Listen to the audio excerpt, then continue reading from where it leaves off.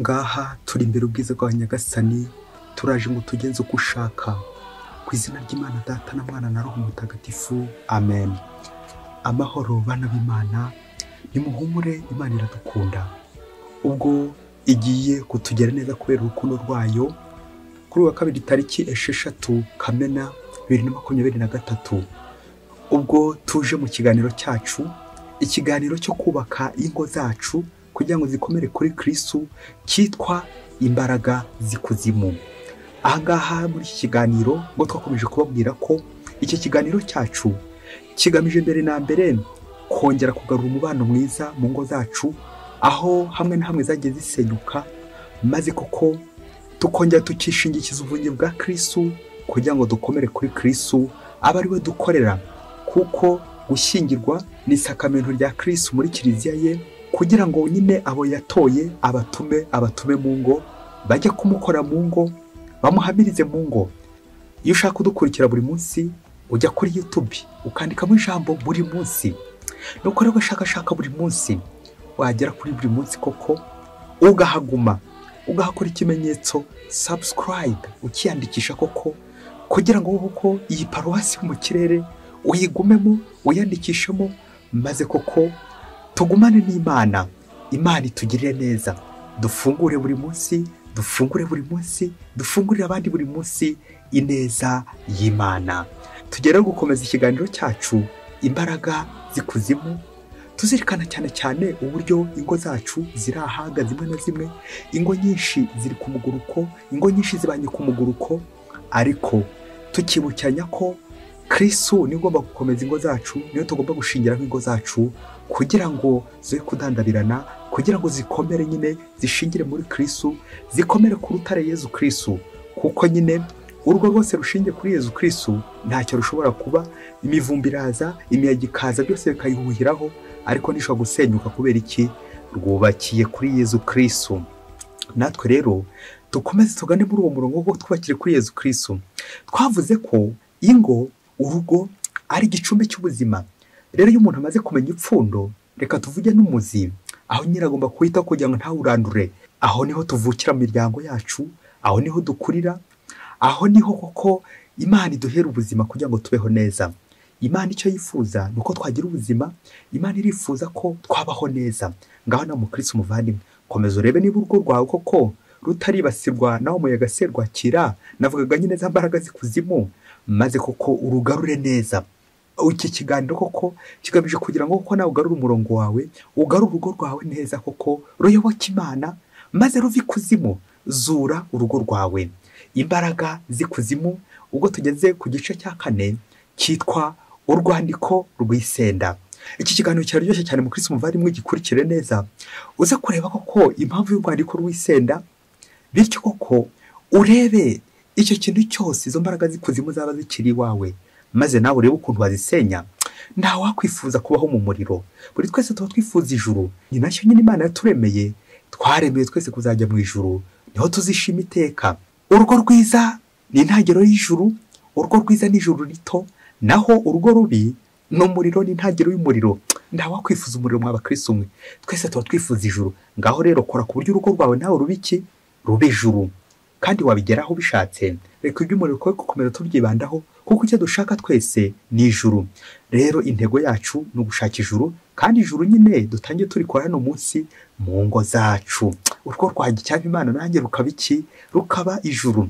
Reka tuvuge ku rwandiko rw'isenda, bize koko kudufasha koko kubaka, gutegura ijuru no kuriteganya, bityo koko tuzarijyemo ingo zacu, abana bacu, ababyeyi bacu, twese tujyane hehe? Tujyane mu ijuru. Mu kuvuga ku rwandiko rw'isenda muri iki kiganiro cyacu igice cya 4, tujya kwibanda ku nshinga 3 ziza ko kudufashaho kwegera Nyagasani no kubakira kuri Nyagasani, maze koko turebe impamvu y'urwandiko rw'isenda. Inshinga mbere iraza kwitwa kugorana, inshinga ya kabiri iraza kwitwa kugorama, inshinga ya gatatu iraza kwitwa kugoragoza. Bingana none kugorora. Urwandiko rw'isenda. Reka rero tubanza dusome koko Ivanjiri ya Matayo umutwe wa 19 murongo 3 kugeza kwa 9. Dukomeze turebe impamvu y'urwandiko rw'isenda, maze ko bize kudufasha koko kuvuga neza kuri izi nshinga, tuzitondagure neza mu bihe byose, impitagihe, indagihe ndetse n'inzagihe. urwandiko rw'isenda. Nyagasani Yesu nabane namwe. Amagambo mu ivanjiri ntagatifu uko yanditswe na Matayo umutwe wa 19 umurongo wa 3 kugeza kwa 9. Nuko abafarisayi baramwegera bamubaza bamwinja bati, ese biremewe ko umugabo yasenda umugore we ku mpamvu ibonetse yose? Arabasubiza ati, ntimwasomye ko kuva mu ntangiriro Rurema yabaremye ari umugabo n'umugore, kandi ko yavuze ati nicyo gituma umugabo azasiga se na nyina kugira ngo yigukire umugore we, maze bombi bakaba umubiri umwe gusa. Bityo rero ntibaba bakiri babiri, ahubwo baba umubiri umwe. Nuko rero icyo Imana yafatanyije umuntu ntakagitandukanye. Baramubaza bati, ariko se niki gituma Musa yategetse gutanga urwandiko rw'isenda mbere yo kwirukana umugore? Arabasubiza ati, ni umutima wanyu w'indashoboka watumye Musa abemerera kwirukana abagore banyu. Ariko siko byahoze. Naho njye mbabwiye ko umuntu wese wirukanye umugore we uretse iyo babanaga bitemewe n'amategeko, kandi akazana undi, aba asambanye. Iyo ni ivanjiri ntagatifu. Nuko rero icyo Imana yafatanyije umuntu ntakagitandukanye. Amen, amen, amen. Bakristo bavandimwe, Nyagasani natwe aradutumiye. Icyo ashaka nuko twakomera tugakomera muri we, kandi ingo zacu tukazishingira kuri Kristo. Nk'uko twabivuze koko tugiye kubona inshinga, tuzitondagure maze ko zize kudufasha koko gukomera kuri Kristo. Reka duhere ku ngingo ya mbere, anayo nshinga ya mbere yitwa kugorana. Ku munsi umwe ngo abagabo babiri ngo bari inshuti. Urumva inshuti koko iyo ziteranye ziraganira ndetse bakaza no kujyana igihe bagabirana. Nuko rero inshuti ibwira mugenzi wayo iti, nzakugabira inka. Undi aramusubiza ati, uri umuntu mwiza. Undi yongera aramubwira ati, ariko nubwo nzakugabira inka, nzayikugabira iyo nka ntizaba ari ikimasa, ntizaba ari n'ingeyi. Ngaho natekereza ukuntu mugenzi we agiye kumusubiza. Nuko umugenzi we aramusubiza ati, aha, nanjye rero iyo nka uzayinzanire atari ku manywa atari na nijoro. Bakristo bavandimwe, nguko ko indyarya ihimwa n'indyamirizi. Hari ubwo abantu tubeshyana ngo turi inshuti magara, ariko tubaho dute, tubaho mu macenga, tugenda koko ducengana kugera ryari? Uko gucengana, uko kugorana bizarangira ryari? Ngo umusore n'umukobwa ngo nabo baherutse gushwana. Nuko ngo umusore mu gusezera ku mukobwa ngo aramubwira ati, umva rero tuzongera kuvugana ari uko ihene yabyaye intama. Nawe mukristo muvandimwe, ngana atekereza igihe ihene izabyara intama kugira ngo bongere bavugane koko. Urundi rugero rwa gatatu rw'abantu bagorana, turi kwiga mu seminari nkuru, umufaratiri yigeze agorana koko. Abantu benshi barabibona ko ari kugorana. Yari yarabuze uburyo koko yagenda, agashakisha uburyo bwose yagenda akabibura. Ubanza yari yandikiye ordonnance, maze akajya ategeka nka regime bagiye kumuha ngo umurwayi koko urwaye kandi urembye. Nuko akajya ategeka ngo, ndashaka inshyushyu imaze iminota 5 muri firigo, ndashaka amata y'ishyushyu amaze nk'iminota 5 muri firigo. Bakristo bavandimwe, mwumve namwe, ubwo se ko yari inshyushyu nyine igomba kuba ishyushye, igiye gukonja ite aho ngaho nyine muri firigo? Nguko abantu benshi tujya tugorana, tukagora bagenzi bacu, bikaza kurangira koko turi kugorama. Uko niko abantu benshi cyane bagenda bahimana mu buzima bwabo. Ugakora ibintu ugambiye guhima mugenzi wawe, ugakora ibintu ugambiye guhima umugore wawe, ugakora ibintu ugambiriye guhima umugabo wawe. Vengeance, kwihorera, kugorana. Nguko kugora ndetse no kugora abandi. Ubuzima bwawe bwose bukabaho gushyira abandi ho complication, kubagora, ushakisha uburyo koko wabaremerera kandi ukabaremereza, ukababera umuzigo. Bene urwo rugo koko ntago rushobora gukomera iyo harimo umwe ugoye undi. Nibwo uzasanga koko bamwe bararwaye imitima, nirinze kuvuga ko abandi barwaye imyijima nyine, umutwe udakira n'izindi ndwara nyinshi cyane. Kubera iki? Uwo tubana ndamugora, uwo tubana koko ndi no kumugoramya, yewe uwo tubana koko ndamucenga, uwo tubana ndamuryarya. Ngubwo uburyarya koko ugiye kutugeza habi, uburyarya koko busenya ingo zacu. Ese ngewe iyo nishyize ku munzani nk'umugabo cyangwa nk'umugore mu rugo, ninjye ugora umugabo wanjye cyangwa umugabo wanjye niyo ungora? Akenshi tuzasanga buri wese yishyira mu birere, agahora ashinja undi mu makosa ati, uriya niwe umpemukira, uriya niwe unca inyuma, uriya niwe udashobotse. Ariko ukaza kwibagirwa rya tegeko ngo babiri baba bari kuburana ngo umwe aba yigiza nkana. Nguko mukristo muvandimwe, ugomba buri gihe kujya ureba udukosa twawe ukabanza ukadukuramo, hanyuma koko ukajya wareba ya mugenzi wawe ariko yawarangije kuyakuramo. Akenshi dufunga abagenzi bacu intoki z'uko aribo baduhemukira, abandi nibo muriro, abandi nibo kibazo, l'affaire c'est les autres. Abandi nibo bafite ikibazo, abandi nibo bagoranye, ariko nkaza kwibagirwa ko ari njye ugoranye kurenza undi, ari njye ugoranye kurusha uriya. Uyu munsi rero ndebe niba nze gukora umwitozo, ndebe niba atari njye ujya uzana amananiza, ndebe niba atari njye ugiye kuroha urugo rwanjye, ndebe niba atari njyewe kibazo koko mu rugo rwanjye, nguko kugorana bikaza kurangira bigize bite ngoramye. Ni nabyo kuko bigiye tuganisha kuri iyi nshinga ya kabiri. Ubwo tumaze gutondagura iyo kugorana, reka tujye none iyo kugorana iyo yakomeje, nibwo kuko kugorama byongera kuza. Mutagatifu Agustina ati errare humanum est sed perseverare diabolicum. Se tromper est humain, mais persévérer dans l'erreur est diabolique. Umva mubyeyi, ngo nta muntu n'umubaho ku isi utakwibeshya, nta muntu n'umwe utacuma, nta muntu utakora icyaha, ariko ikiri kurenza ibindi ni ukuzikama mu cyaha, ni ukwanga kuva ku izima, ni ukunangira mpaka wanze kuva ku izima. Umunsi umugabo ngo wakundaga amata cyane, nuko rero umugore aza kumubwira ati umva rero amata yawe, iki gikombe uri kunyweramo, dore imbeba nayo yanywereyeho, dore nayo asazi maze kwitereramo. Nuko ngo umugabo aramureba maze aramubwira ati madame, zanira amata yanjye hano, ukuremo iyo mbeba, uharuraho ububeba bwagiye, ukuremo iyo sazi, ubundi uzanire amata yanjye. Bakristo bavandimwe, Yezu Kristo akuzwe. Nguko kwanga kuva ku izima, umuntu agakuburira agakubwira ati isazi yagiye muri aya mata kandi nawe urayiruzi ngiriya, imbeba yanyoye kuri aya mata yawe. Ubu se ko kuri umuntu urakomeza usangire n'imbeba, urakomeza usangire n'isazi, urakomeza koko kandi bakuburiye. Nguko gukomeza gutsikama mu cyaha ati nzanira amata yanjye. Nguko abakristo bavandimwe, abantu benshi wowe nanjye turimo twanga kuva ku izima tugatsimbarara. Aha ni nacyo ivanjiri uyu munsi ije itubwira, ukomeza gutsimbarara mu kibi, gutsimbarara mu cyaha. Muri aka kanya tujye kureba urwandiko rw'isenda. Impamvu Musa yategetse urwandiko rw'isenda twayumvise, ni ukugorana, bikaza kurangira koko abantu bagoramye, guhengama, kunangira. Mbere y'uko wumva neza iyi nshinga kugorama, uburyo umuntu ashobora kugorama akagoramera mu cyaha, reka tubanze turebe amateka y'inyandiko, l'invention de l'écriture, uburyo koko inyandiko yaje, bityo ko biza kugufasha nawe kureba koko ushishoza uburyo koko abantu bagorana, abantu bakagora abantu b'Imana, abantu bakagora Imana kugeza n'ubwo bagoye Imana.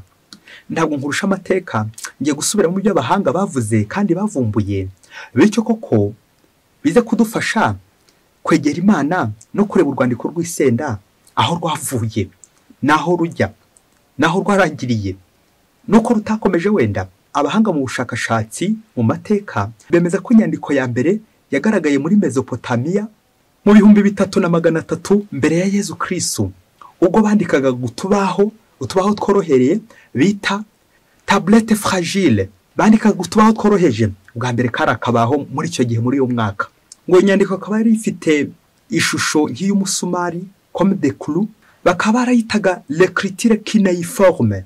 Iyo nyandiko ikaba yari ikozwe ku buryo bwo gushushanya, ukabashushanya ibintu, ugashushanya inyamaswa, ugashushanyayo n'abantu, kuko tubaho nubwo twari tworoshye. Nyuma y'iyo nyandiko yo muri Mesopotamiya, aho bandikaga kuri utwo tubaho nyine, haje gukomeza indi nyandiko y'Abanyamisiri en Egypte, le papyrus, mu 3200 mbere ya Yezu Kristo. Iyo nyandiko akaba yaritwaga hieroglyphe, ngo kari akababi ngo korohe nako ngo bandikagaho. Iyo nyandiko kuri ako kababi ka papyrus yakomeje gukoreshwa kugera mu mwaka wa 200 nyuma ya Yezu Kristo. Etape ya gatatu, icyiciro cya gatatu, ce sont des parchemins, ngo n'urwandiko nyine rwanditse mu mpu, n'uruhu bandikagaho icyo gihe. Noneho ku nshuro ya kane, icyiciro cya kane, niho hadutse n'urupapuro, narinjye kuvuga ko tureba muri forme yarwo, urupapuro nk'urw'iki gihe mu 1300. Urwo rupapuro ngo rwavumburiwe mu Bushinwa, rugatangira gukoreshwa mu Burayi mu 1300. N'ukundi urupapuro rwakomeje kugenda rwiyongera, cyangwa rwakomeje kugenda koko rugira forme yarwo kugeza na n'ubu uko turufite uku nguku. Ariko nashaka kugana ni hariya ha kabiri, Abanyamisiri en Egypte, iriya papyrus, ruriya rwandiko koko bakoreshaga kuva mu 3200 mbere ya Yezu Kristo kugera muri 200 nyuma ya Yezu Kristo, ari naho koko abayisiraheli nabo aho hagati nyine twageza gushyira iyi vanjiri ya Matayo umutwe wa 19 umurongo wa 3 kugeza kwa 9, ndetse bikaganisha nanone mu gitabo cy'ivugura amategeko umutwe wa 24 umurongo wa 1, urwandiko rw'isenda. Kuki Musa yategetse gutanga urwandiko rw'isenda? Tukaza gusubiza amaso inyuma, tukaza kureba ko muri iki gihe abagore mu bayisiraheli babafataga nk'ibintu, reka tuvuge nk'ibikoresho, ahubwo ko batari bafite nyine agaciro. Umugabo igihe n'igihe kuko ashobora kumusezerera kubera wenda nk'ingeso mbi amufashemo akora, cyangwa n'ibindi byose abona atamwishimiye akaba yamwirukana. Ubwo rero ibyo ngibyo koko bikabaza Imana na Musa uburyo koko umuntu atinyuka kugira undi nabi, ntafate nk'ikiremwa. Nk'uko kugenda ugorana wabona agakosa kuri mugenzi wawe, ubwo nyine ugahita umwirukana. Musa araza kubategeka kumuhereza urwandiko rw'isenda, anakongera ngo twumve impamvu y'aya mateka y'inyandiko. Ubwo koko muri Isiraheli muri iki gihe mbere ya Yezu cyangwa mu gihe cya Yezu, urupapuro kutureba uko nguko urwandiko ntabwo rwari rwakagira iforme nk'iyi ngiyi. Bishoboke ko nyine mu Misiri Egypte nk'uko twabizirikanye, bishoboke ko ariho nyine bagombaga kujya kureba urwo rwandiko kugira ngo nyine yandike, kuko iki gihe nyine nta buryo yari kwandika atanyarukiye mu Misiri. Urumva mu Bayisiraheli koko urwandiko rumeze rutya ntabwo rwari ruhari nyine muri myaka nk'uko twabivuze. Yagombaga kunyura hehe? Birumvikana agombaga kujya muri Egypte mu Giputa kugira ngo ajye kwaka rwa rwandiko, maze abone uburyo koko yandika rwa rwandiko rw'isenda. Babyeyi, murumva izi kilometero agombaga gukora kugira ngo asubire mu Misiri. Kandi mu Misiri uribuka ibyahabereye, gusubira kwa Farawo, gusubira ku ngoyi y'ubucakara. Umuyisiraheli koko nawe kurura iyo foto y'Umuyisiraheli ujye gusubira mu Misiri ajye gushaka urwandiko. Murumva koko ni ibintu nyine bishatse kuvuga bidashoboka, bya bintu nyine byo kugorana, bya bintu koko nanjye kuvuga ni nk'igisubizo cy'Imana gishatse kugira ngo koko abantu boye, koko abantu bagume hamwe. Ni nk'igisubizo cy'Imana kitwereka ko kugira ngo uzabone uru rwandiko bizagusaba nawe gukora za kilometero na kilometero z'urugendo, bikagusaba ko gusubira mu bucakara, bikagusaba koko ushobora no kujyaho ugafungirwayo cyangwa bagakwicirayo ngo ugiye gushaka iki? Urwandiko rw'isenda. Babyeyi, mwabyumvise aho ngaho muri Egypte, gusubirayo, gusubira mu Giputa, gusubira mu Misiri ujya gushaka urwandiko ngo mpaka usezerere umugore wawe. Nawe utekereze mugabo wafashe urwo rugendo rwose, azagaruka ryari? Azagaruka n'urwo rupapuro se? Ya papyrus, iyo nyandiko koko azayigarukana ryari? Ibi mbivugiye ko nyine muri Isiraheli icyo gihe nyine nta rupapuro koko twavuga rwari ruhari icyo gihe. Nk'uko tumaze kubyumva nyine ukuntu inyandiko koko yivumburwa, usibye gusa mu Misiri bashoboraga kunyarukira bakajya gushaka iki? Urwo rupapuro. Ndetse narwo nyine murumva ko rutari rufashe, c'est un des papyrus, ako kababi nyine. Urwandiko nk'uko tubizi ni nyuma ya Yezu Kristo, nyuma y'umwaka wa 200 nyuma ya Yezu Kristo niho de parchemins zatangiye gukoreshwa kwandika ku mbu. Noneho ngo kugorana, wowe ugiye kwigora wirukana umugore wawe, ariko nawe bizakugora ujye gushaka rwandiko rw'isenda kugira ngo nyine ure mu mategeko, ubahiriza amategeko. Baca umugani mu Kinyarwanda ngo umanika agati wicaye ukaza gukamanura udahagaze gusa, ahubwo umanitswe. Bakristo bavandimwe, nguko ko natwe tuzagomba kugorana, ahubwo koko tukirinda kugorama. Iyi vanjiri izitwereka ko iyo tugoramye ikaza gutwereka ko twatsimbaraye mu kibi, birangira ko turi kwiyica, turi kwirushya, turi kwiremereza. Uzagera muri Egypte ryari? Uzagera i Cairo ryari? Uzagera mu Misiri ryari kujya gushaka rwandiko rw'isenda? Nguko Imana iri gushaka gutwereka ko rwandiko rw'isenda ubundi usibye amahane, usibye koko kwikunda, ubundi urwo rupapuro ntabwo rushoboka. Urupapuro rw'isenda ntirushoboka. Bikanatuganisha natwe koko muri ino minsi aho abantu benshi koko badukiriye za divorce, kumva bajya gusaba gatanya mu buyobozi, ari ubwa leta n'ubwa kiliziya. Ujye uzirikana ngo urwandiko rw'isenda biragoye kurubona, nawe uzasubira mu Misiri kujya kurushaka. Yego ngubu nyine byaroroshye, buri kanya koko urandika ko bigakunda, dufite impapuro.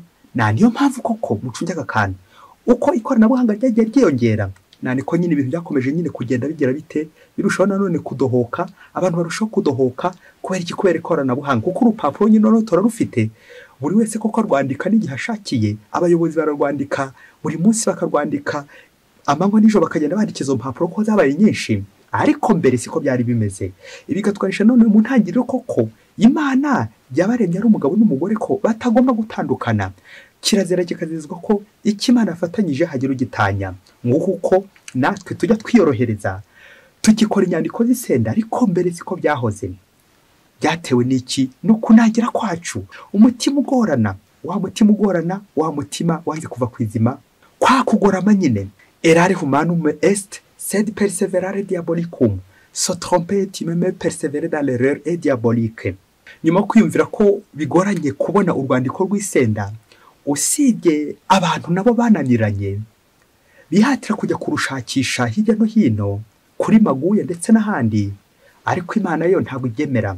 Tuza gusoma muri Malakiya umutwe wa 2 umurongo wa 14 kugeza ku 16, uze kumva uburyo koko Imana iziririza urwandiko rw'isenda, iziririza ubutani bw'umugabo n'umugore, iziririza urugo rusenyuka.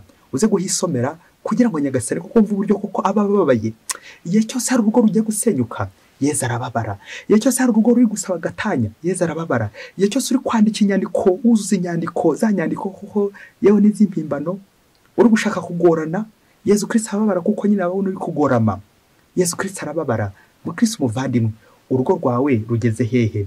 Inyandiko wasanga nawe uzifite mu ikabati, wasanga ko ari yorohereje ukaba arazizanye, kandi Nyagasani koko atifuza ko wagorama. Icyo ashaka no kwagororoka, maze ko kakagorora ni neza. Reka tujye ku nshinga ya 3 yo tujye gutondagura nayo dusorezaho, anacyo kiza kudubera igisubizo. Nyuma yo kugorana ndetse no kugorama, tugiye kugororoka. Ugororoke nanjye ngororoke, tugororokere Imana mu nshinga yo kugoragoza. Ngo umunsi umwe hirya kure cyane muri Afurika, ngo umugabo ngo yagoye urugo rwe pe, akajya asinda neza ibi byo gusinda, gusoma kuri 5 akaza kwandika 8, kwandika kuri ya papirisi nyine twavuze haruguru yo mu Misiri, akajyarukira mu Misiri kujya gushaka y'urwandiko nyine, bikabaza abaturanyi, bikabaza abavandimwe uburyo koko urugo rubayeho. Ariko umugore ngo akabimfura rimwe na rimwe kuko ntashake gukoza umugabo w'isoni, ariko abirebera ku mpande bagahora bibaza koko uburyo uwo mugore w'inyangamugayo atunze bene uwo mugabo umeze nk'intare mu rugo, umugabo w'umusinzi, umugabo ko gutesha urugo narigiye kuvuga agaciro. Nuko ngo umunsi umwe abandi bagore koko bafite ishyaka babona ibyo bintu kure, baza kureba umugore mugenzi wabo, maze baramubwira bati, umva rero, nyuma yo kubona ibibazo ufite mu rugo rwawe, nyuma yo kubona uburyo koko umugabo akugora, umva rero, shakisha uburyo koko wakwigendera, ubundi uzamurekera inzu ye, yibuze umureke ashaka kuzisubiraho abonye ugiye. Nawe utekereza uburyo umugore agiye kumvira inama za bagenzi be, maze koko akabumvira, ubundi koko akigendera akava muri urugo. Nuko uyu mugore ngo arababwira ati, umva rero mwababyeyi mwe, mwumva imyaka 3 ngiye kubabwira hamwe n'umugabo wanjye. Umwaka wa mbere umugabo wanjye yararaga mu ikabari, umwaka wakurikiye umwaka wa 2 noneho atera indi ntambwe akajya asinda ariko agataha mu rugo. Noneho umwaka wa 3 asigaye ajya ku ikabare akagurirayo inzoga, ubundi akayizana mu rugo tugasangira nawe. Nuko wa mugore arababwira ati, yemwe muherutse inzira muki, umugabo wanjye dusigaye dusangira, namusiga nte? Ko umugabo wanjye dusangira namusiga nshaka iki? Birangira abagore umwe areba hirya undi areba hino, bafumyamo, ubundi barataha. Batashye bate? Batahanye n'amaramasa, icyari kibazanye koko kitagezweho. Aha, akavugwa umugabo yanditse ku gipangu cye ati, ugenzwa n'amagambo ntakangerere mu rugo. Bakristo bavandimwe, uko abenshi koko tujya twivanga mu ngo z'abandi tuje kuzisenya, nyamara duherutse inzira muki. None se niba umugabo wanjye yarasindaga kera, ubu koko akaba yarisubiyeho, ubwo akaba agenda buhoro agenda acika ku nzoga, agenda buhoro, ubwo yari igisambo n'igisahiranda, akajya aririra ingiyo agasarira iyo ngiyo, none ubu ngubu tukaba dusangira duhuje ubumwe, urugo ko ari urwanjye n'urwanyu. Bakristo bavandimwe, Yesu Kristo akuzwe. Ngiyo effort, nguko kugerageza, ntabwo turi abamarayika, turi abantu. Ntabwo kubana mu rugo bishatse kuvuga ko nyine nzaba mu marayika, nzabaho ndakora ikosa, nzabaho nta cyaha ngira. Ahubwo kuba mu rugo no koroherana, no kugenda ugenza gahoro ucika ku ngeso gahoro, bikazarangira burundu. Ubwo wajya gusenya ingo hirya, usambanira hirya, usindira hirya, uri gisambo hirya, bikaza kurangira koko usigaye usangira nabo mu rugo, usigaye gusabana nabo mu rugo, usigaye unasengana nabo mu rugo. Amen. ese mukristo muvandimwe, mugenzi wa mubana yakoze ikosa umwakira ute? Nta kindi gisubizo usibye kwakira amakosa ya mugenzi wawe, uzirikana ko nawe utari miseke igoroye. Buri wese rero afite ingeso ye, icy'ingenzi kugira ngo mubane neza no kwakira ingeso ya mugenzi wawe. Uze gusa nutekereza, ese umugore aramutse arumye umugabo we, haba n'abagore barumana, b'abagore b'ishinzi, ese umugabo aziruka ajya kwa nyina ati mamayi barandumye? Tekereza nawe umugabo akubise nk'umugore urushye, wenda ntibikabe ariko se binabaye ko byaba. Ese umugore aziruka ati ngiye gusaba gatanya, mbese ngiye gusaba gatanya, kurura amafoto y'izo ngo habonetse nk'agakosa kamwe mu rugo, umwe agahita ajya gusaba gatanya. Aha, ibi nibyo koko byateye imbere mariage AEC, kugerageza mugenzi wawe, aho kugira ngo umugore ahubwo ukomeza kugenda umugerageza wabere mugenzi wawe kigeragezo. Ukurira ifoto y'umugabo ushaka kujya gusinya amasezerano ngo banye n'umugore umwaka umwe. Ese mu myaka 10 uzaba maze kubana n'abagore bangahe? Ngo urwandiko rw'isenda abantu benshi tujya twandika, ariko ukajya wibaza uti ese koko abagore bose ndajya mbana nabo, abagabo bose ndajya mbana nabo? Ninde wagushobora? Uranena n'uyu mwaka umwe ugahita urabye ukajya gusaba gatanya, n'uyu nguyu nawe mukanaderanwa ukajya gusaba gatanya, ejo ukazanana n'uriya nawe ukajya gusaba gatanya. Izo za gatanya rwose mwababyeyi mwe, tukazirikana ko tutaraba marayika mu ngo zacu. Umwe ashobora gukosa undi agakosa, ariko icyo dukora no kugera dute no kwakira amakosa y'undi, atari kugira ngo nkomeze kumushyigikira, ahubwo kugira ngo kuko mworohera gororoke, kuko n'Imana nayo ubwayo igira ite, iratworohera, yatugiriye imbabazi. Imana nayo iratworohera. Nanjye rero mbafite umukoro ukorohera mugenzi wanjye, nkamworohera nkaborohera uwo tubana, kubera ko ntari umumarayika, ndi umuntu w'umunyamafuti w'umunyamakosa. Aha, niba waraje kunshaka ngo tubane, uzajya uzirikana ko ndi umuntu. Na niyo mpamvu koko umuntu nukosa kandi ukorana ni ukosa nyine. Rero ningo mu makosa uzanyihanganire, nanjye koko ningo mu makosa nzakwihanganira, tugambiye kugira ngo tugororokere Imana, tworoherane, maze urwo rwacu rugende neza. Ko umugabo wanjye dusangira namusiga nshaka iki? Icyo ngiye gusorezaho ni umuntu mukuru nyine. Bityo koko umuntu ukuze, responsable du verbe respondere mu kilatini, ni umuntu ushobora gusubiza. Ni wa mugabo nyine ko ushobora gusubiza, agafata igitekerezo cy'umugore, agafata icy'umwana, ubundi akabibumbira hamwe, bakabona igitekerezo kizima koko cyubaka urugo rwabo. Kubera iki? Umuntu mukuru ntushobora gusubiza, umuntu mukuru ntushobora kugoragoza, bityo koko akaza kugera ku igisubizo kizima. Ndasoreza ku muti w'Imana, umuti ugomba kuranga nyine urugo nyirizina, umuti wo koroherana. Ubwo tubisanga mu ibaruwa Pawulo mutagatifu yandikiye Abanyefezi, umutwe wa 5:21, nimworoherane kubera igitinyiro mufitiye Kristo. Amen, amen, amen, amen. Nanjye urugo rwanjye yaba narangwaga no koroshya nka Bikira Mariya na Yosefu woroha, maze urugo rwabo rukagenda neza. Nirinde kugorana mu rugo rwanjye, nirinde kugorama mu rugo rwanjye, bityo koko ngororokere uwo tubana, mugoroboze buri munsi, mworohere buri munsi, kubera igitinyiro mfitiye Yezu Kristo. Amen. Mwese Imana ibaho umugisha, Imana Data na Mwana na Roho Mutagatifu. Amen.